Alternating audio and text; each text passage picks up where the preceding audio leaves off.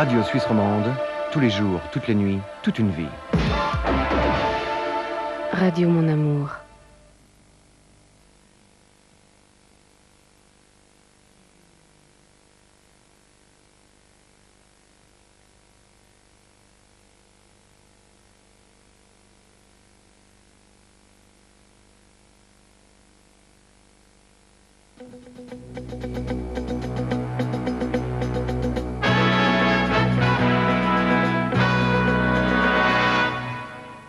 Finlande, une prise d'otage tourne au drame. Berne, manifestation de solidarité avec le Nicaragua. Dans quelques minutes, les feux d'artifice qui en ce moment embrasent le ciel de Genève. Madame, monsieur, bonsoir. Une prise d'otage, la première prise d'otage jamais commise en Finlande, a tourné au drame ce matin au nord d'Helsinki. La voiture dans laquelle avait pris place un homme armé et ses otages a explosé, peut-être à cause du tir d'un policier finlandais. L'un des otages est mort en même temps que le ravisseur. Mikkeli, un petit village à 200 km au nord d'Helsinki. Le drame va se jouer dans quelques secondes dans cette voiture. Un détrousseur de banque est le dernier de ses otages.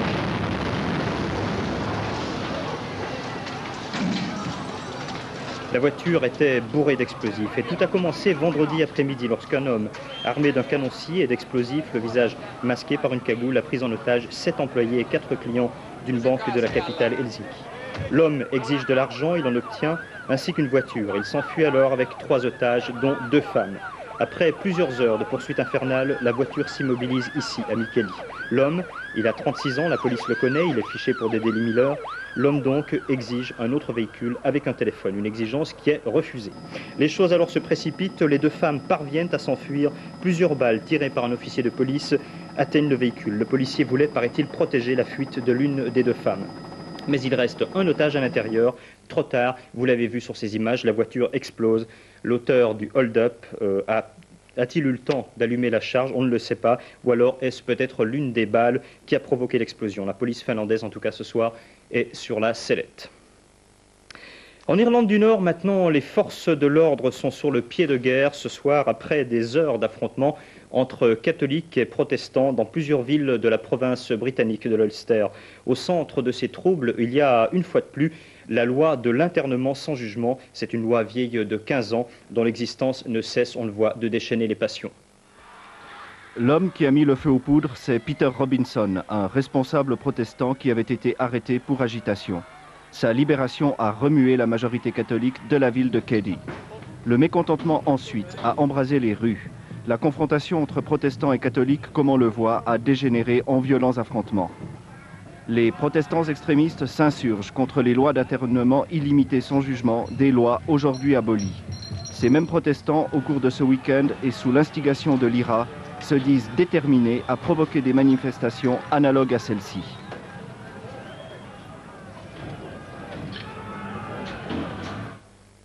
Fait divers assez insolite que celui qui vient de se produire en Autriche, à Innsbruck, où une centaine de punks, passablement éméchés, paraît-il, s'en sont pris à des policiers, les bombardant de canettes de bière. Et c'est ainsi qu'a commencé ce que ces jeunes avaient baptisé le week-end du chaos, un week-end en tout cas qui s'est soldé par leur arrestation. D'autres nouvelles de l'étranger en images. Mobilisation à Berlin-Ouest à 4 jours du 25e anniversaire de l'érection du mur. À l'invitation des jeunes chrétiens démocrates, une chaîne humaine de 4000 personnes s'est constituée. Des banderoles réclamant la réunification des 2 Allemagnes et des 2 Europes étaient portées par les manifestants.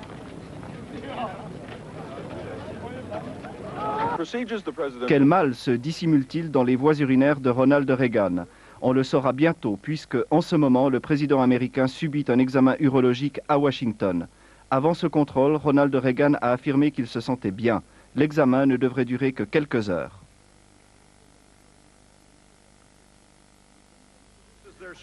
Avant de subir cet examen médical, Ronald Reagan essuyait un revers politique.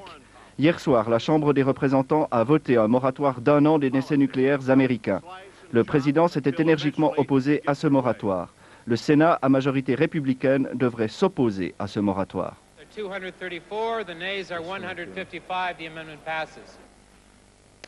L'Afrique du Sud nous a habitués ces derniers temps à des scènes souvent violentes opposant les descendants des Boers hollandais aux Noirs du pays. Pourtant, et une fois n'est pas coutume, un pacte de collaboration entre les deux races a été signé aujourd'hui dans un village zoulou. Regardez.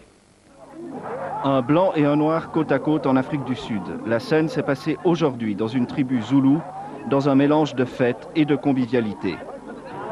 Les Zoulous en Afrique du Sud constituent la majorité de la communauté noire, 6 millions d'habitants.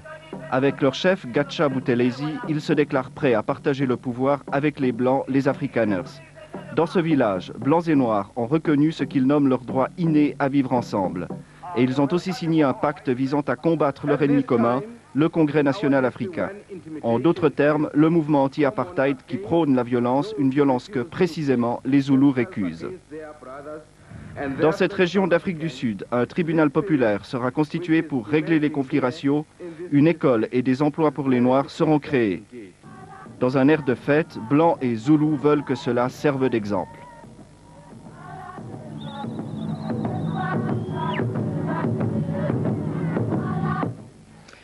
Les 5 touristes suisses et une Autrichienne libérée en Zambie avant-hier viennent d'être placés en résidence surveillée. Ils se portent, semble-t-il, assez bien, à l'exception de l'un d'entre eux, un Suisse, souffrant d'une côte cassée à la suite de sévices qui auraient été infligés par ses geôliers. Les 6 personnes, je vous le rappelle, avaient été arrêtées il y a une dizaine de jours. Elles étaient accusées d'être des espions à la solde du gouvernement de Pretoria. À Bogota, les 2 anciens membres de la guérilla du M19 qui s'étaient réfugiés à l'ambassade de Suisse il y a quelques jours, ils avaient demandé l'asile politique. Eh bien, ces 2 anciens guérilleros ont désormais quitté les locaux de la représentation politique. Berne leur ayant refusé pour l'instant de pouvoir se rendre en Suisse. Des scènes de violence aujourd'hui à Berne devant l'ambassade américaine. La police a dû intervenir à coups de grenades lacrymogènes et de lances à eau pour disperser des manifestants qui s'étaient rendus sur place après la tenue d'une manifestation de solidarité avec le Nicaragua. Une manifestation qui avait rassemblé entre 600 et 1000 personnes. Et au cours des troubles qui ont suivi, 2 policiers ont été blessés et plusieurs véhicules endommagés. José Ribaud. Les manifestants ont d'abord défilé devant le palais fédéral au cri de Nicaragua oui, Yankee non. Sur les transparents, on pouvait lire des slogans qui fustigent le gouvernement des États-Unis et ce que les protestataires nomment ses complices suisses. Les manifestants portaient les portraits de Maurice Demierre, d'Yvan Lebras et de leurs camarades français et allemands tués récemment au Nicaragua. Dans son intervention sur la place du Palais fédéral, le conseiller national socialiste Hans-Jörg Braunschweig s'en est pris violemment aux parlementaires suisses qui se sont récemment rendus au Nicaragua. Les différents orateurs ont demandé au Conseil fédéral d'intervenir auprès de Washington et de condamner les interventions des guérilleros antisandinistes qui ont causé la mort de 2 coopérants suisses. Le cortège s'est ensuite dirigé vers l'Institut des études des pays de l'Est, dont le directeur, le Conseil national Peter Sager, faisait partie de la délégation parlementaire suisse au Nicaragua. L'ambassade des États-Unis à Berne était protégée par un fort contingent de la police. C'est ici que s'est officiellement terminée la manifestation. Des orateurs, notamment romans, ont préconisé une aide accrue au Nicaragua et la poursuite de l'action des coopérants, même dans les zones à haut risque. Le 1er mai dernier, les CFF introduisaient un nouveau billet de famille, un billet qui a connu un gros succès. Pourtant, les récentes baisses du prix de l'essence sont venues tempérer quelque peu l'enthousiasme des responsables de la régie. D'après un sondage de marché ordonné par les CFF, le nouveau billet de famille a été fort bien accueilli par la population. L'initiative a reçu l'appréciation très bien par 59% des personnes interrogées, 36% l'ont jugé bien. Oui, eh bien écoutez, je crois que nous avons quelques problèmes. Nous allons probablement passer à la suite du programme. Veuillez m'excuser.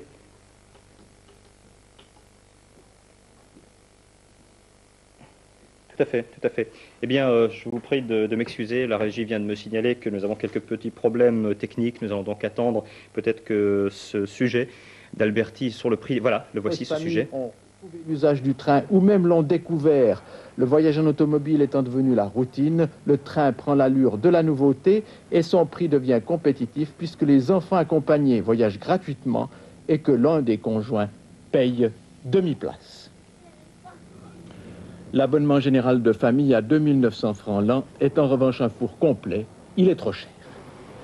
Les facilités de tarifs introduites en mai ont malheureusement coïncidé avec la dégringolade des prix de l'essence qui a renforcé la concurrence de la voiture. Si les familles sont plus nombreuses dans le train, d'autres automobilistes s'en détournent et les statistiques attendues pour la fin août montreront probablement une faible baisse du trafic global des voyageurs. Vous le voyez, voyager avec les CFF, c'est sûr, mais ça ne va pas toujours sans quelques surprises.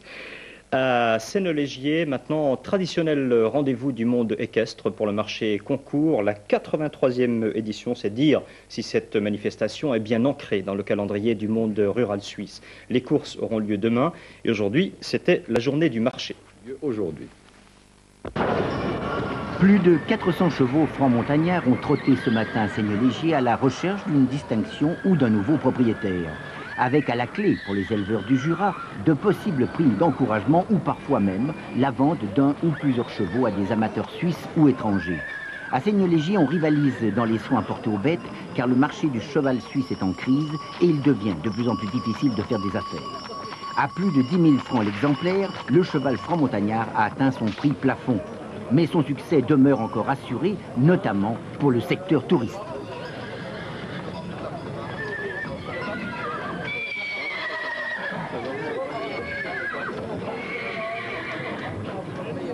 Est-ce que dans un marché concours comme celui-ci, on peut encore faire des affaires? Oh ben bien sûr, sûrement. Et on fait de bonnes affaires? Avec la qualité, oui. Mais malgré tout, on dit qu'ici que le cheval franc-montagnard est surévalué. Bon, ça dépend, hein, surévalué. Ça dépend pour qui. On dit qu'il est beaucoup trop cher par rapport à ses qualités, c'est vrai? Oh non, je ne pense pas, hein. Je ne pense pas. Il y a assez de chevaux pour avoir de la qualité et puis éliminer ce qui ne va pas. La partie sérieuse de ce marché s'est achevée aujourd'hui et demain auront lieu les quadrilles et le ballet équestre et musical. En ce moment, le ciel genevois brille de mille feux. C'est l'un des plus beaux moments des fêtes de la ville. Nous venons d'assister par nos fenêtres un magnifique feu d'artifice sur le thème du Boléro de Ravel. Et l'un de nos caméramens, d'ailleurs Jacques Cabussin, est sur le toit de la tour de la télévision qui domine la ville. Alors voici le spectacle qui s'offrait à son objectif. Les feux sont dus, il faut le dire, à deux artificiers italiens réputés, Giovanni Panzera et Salvatore Viola. 250 000 francs pour 50 minutes flamboyantes. À noter que la synchronisation est particulièrement difficile sur le thème du boléro.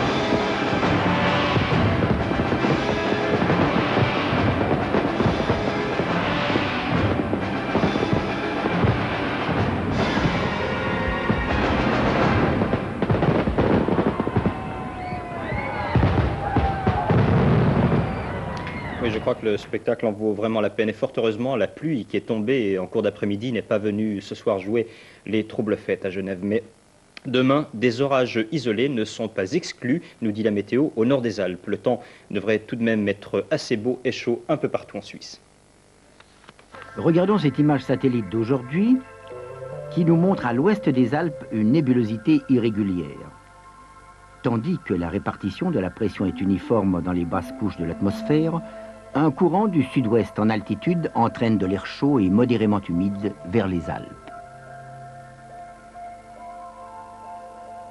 Et nous passons aux prévisions jusqu'à demain soir et pour toute la Suisse, assez ensoleillé, malgré des passages nuageux. Il y aura quelques orages, surtout dans la seconde partie de la journée, aussi bien en montagne qu'en plaine.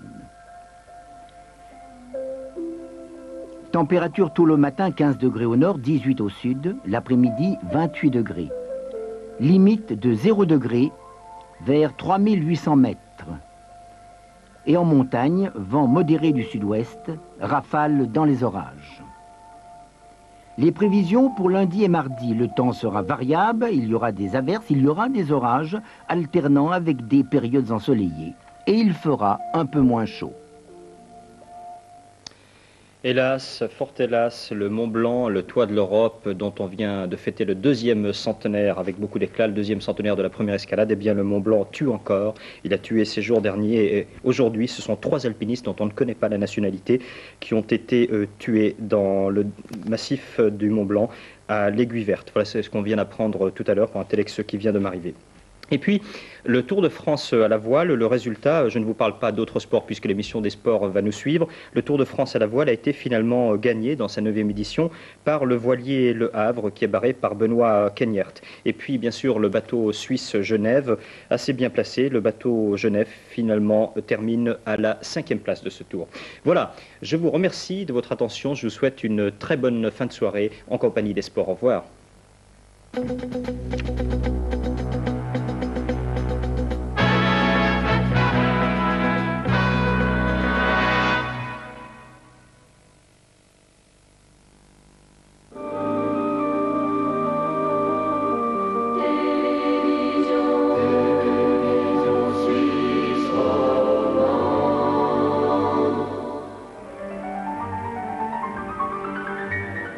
L'homme sera-t-il bientôt en saint? Le tabou de l'inceste est-il encore de mise? Allons-nous vers une société androgyne? Ces questions choquent, c'est Elisabeth Badinter qui les pose dans un livre qui est l'événement de la saison, L'un et l'autre, EST, ce sexe ressemble-t-il à l'autre, en d'autres termes, et qui y répondra dans Dédicace. Ces questions, mais bien d'autres encore, car cet ouvrage survole 35 000 ans de la vie du couple. Dédicace, un événement, Elisabeth Badinter, samedi 16 août à 18h50, et en 2e diffusion, lundi 18 août à 22h55.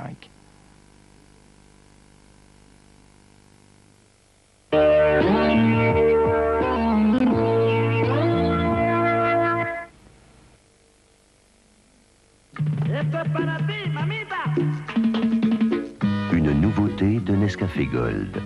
Le coffret arôme noir, élégant et précieux. Et le sachet arôme doré, si pratique et léger, mettent votre café préféré de Nescafé Gold à l'abri de l'air et de la lumière. Vous ouvrez le sachet de Nescafé Gold et le versez dans le coffret arôme. La saveur reste intacte et vous aurez le plein arôme du café jusqu'à la dernière tasse. Coffret arôme et sachet arôme de Nescafé Gold. Jamais le plaisir de servir un café n'a été si complet. Ford vous invite à découvrir l'univers de la nouvelle Orion. Un univers plus aérodynamique et tellement plus riche. Plus riche en espace, en confort et en sécurité. Car sur demande, l'Orion freine maintenant avec système anti-blocage. Bienvenue à bord pour tester la nouvelle Orion de Ford. La séduction de la technique.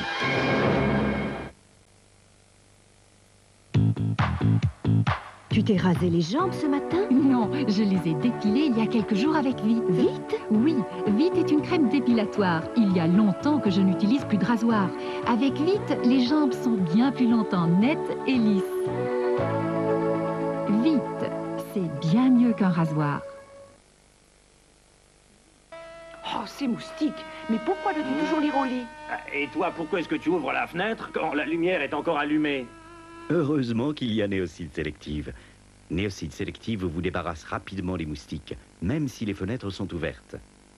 Néocide Sélective, nocif pour les insectes, inoffensif pour l'homme.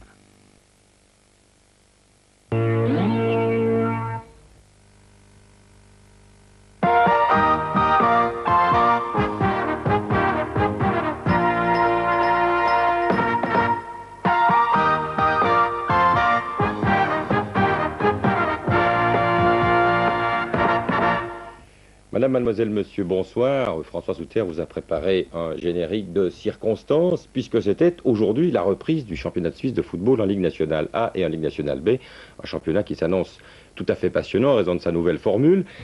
Et nous vous proposerons d'ailleurs 3 reportages des matchs Servette-Lucerne, Haro-Neuchâtel-Xamax et Young Boys Locarno. Nous nous intéresserons également au championnat de Suisse d'athlétisme à Winterthur, au championnat du monde cycliste sur piste à Zurich, ainsi qu'aux essais du Grand Prix de Hongrie de Formule 1. Mais tout d'abord, et tout de suite, les résultats que vous attendez sans doute avec intérêt, sinon avec impatience, ceux des premiers matchs du championnat de Ligue nationale. On commence par la Ligue A, bien entendu, en vous cachant les résultats des matchs dont je vous disais que nous aurons un reportage tout à l'heure.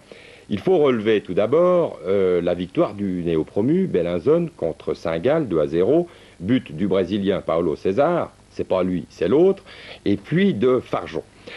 La Chaux-de-Fonds, mauvais début, mauvaise surprise, défaite 4-0 contre Wettingen, but de Peter Hans, de Zwicker, de Friberg et de Zwigart.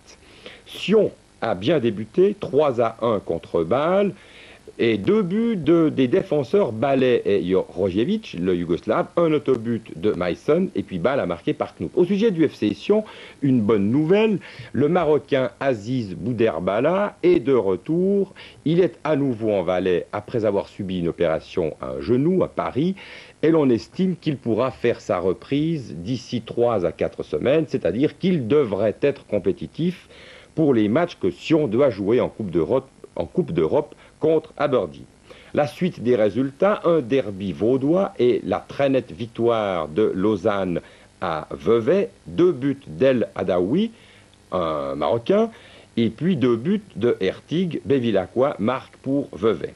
Enfin, un autre derby zurichois, celui-ci, 1-0 pour Grasshopper contre Zurich, un but marqué par Keller, un homme qu'il s'agira sans doute de découvrir comme beaucoup d'autres. À relever qu'il y a eu ce soir et cet après-midi, en fin d'après-midi, plus de 53 000 spectateurs sur les stades de Ligue nationale A. Il était intéressant de le relever puisque les efforts de la Ligue nationale tendent à faire revenir le public dans les stades de football. Les résultats de Ligue nationale B, là aussi il y a quelques résultats dignes d'intérêt. Par exemple, la victoire de Bienne sur le terrain de Baden, qui l'année dernière jouait en Ligue nationale A, faut-il le rappeler. Bulle a très bien commencé 3-0 contre Chiasso. Grange, lui aussi, un ancien de Ligue A, gagne 5-0 contre Holton. Chenois va faire match nul à Kriens. On peut dire que c'est un point perdu ou un point gagné, on le saura bientôt. Et puis l'exploit. L'exploit est à mettre au crédit d'Étoile Carouge, qui a contraint le super favori de ce championnat de Ligue B, je veux dire Lugano, à partager les points 1-1. Et puis maintenant, il faut que je vous présente nos excuses, car sur la foi des informations données par le télétexte, vous savez, c'est le bulletin d'information que vous pouvez voir sur votre téléviseur si vous êtes abonné, eh bien nous avons donné 2 faux résultats lors de l'édition principale du téléjournal. Alors je corrige, Malais, le néo-promu, a gagné contre Renan 1-0, but de Stéphane Chapuisat, c'est-à-dire le fils à Gabet qui lui joue à Renan. Et puis, autre erreur, Martigny n'a pas perdu, mais Martigny a fait match nul contre le SC Zug, 2-2, Martigny qui a égalisé à la dernière seconde de jeu. Voilà, 2 résultats rectifiés. J'ajouterai la victoire de Schaffhouse contre Winterthur par 2-1. Mais maintenant des images, dans l'ordre des reportages du match Servette-Lucerne par Gérald Piaget. Et puis, Éric Villemin vous commentera les images de Haro-Neuchâtel-Xamax. Cet homme à genoux, mais qui sortira tête haute du match des Charmis, c'est le Danois John Eriksen, un étranger venu du Nord et du Feyenoord, l'un des 4 nouveaux du Servette vus ce soir avec Kachapalia, Pavoni et Djengini, le numéro 8, qui prononce lui-même son nom Djengini.